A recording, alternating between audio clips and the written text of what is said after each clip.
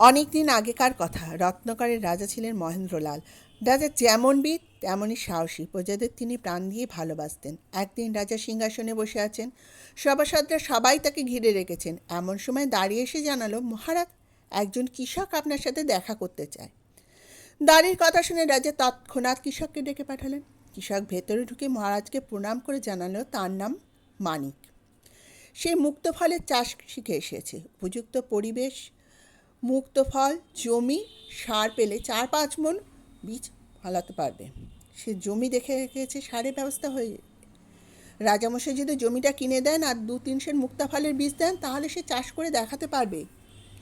মহারাজ কৃষকের কাছ থেকে ভালো করে সব শুনে নিলেন।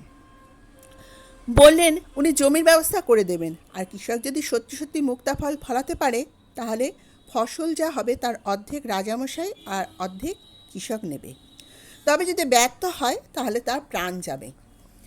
মহারাজ মানিককে রাজবাড়িতে থাকার ব্যবস্থা করে দিলেন সপরিবারে, এবং কিছু অর্থ দিলেন ভালো পোশাক আশাক কেনার জন্য। অন্যদিকে সবাই কিন্তু কৃষকের এই আশ্চর্য কথায় অবাক। মানিকের কথা তারা বিশ্বাস করতে চাইল না। মাটির বুকে মুক্তাফল চাষ তো অবাস্তব কথা।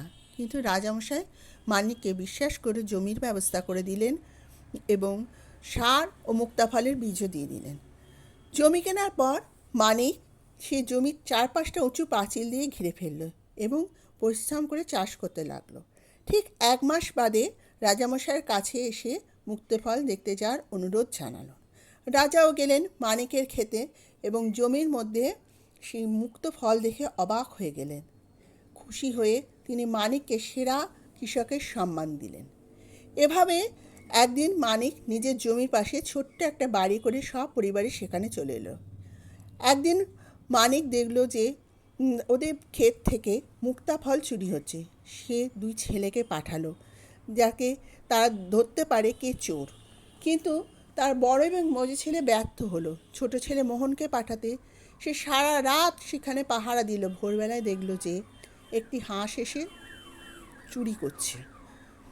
মোহনও হাঁসের পিঠে লাফিয়ে উঠে পড়ল। হাঁস উঠতে উঠতে উঠতে একটি সরোবরের সামনে এসে থামলো। সেখানে নামে বলল যে, তুমি কেন এসেছো আমার সাথে?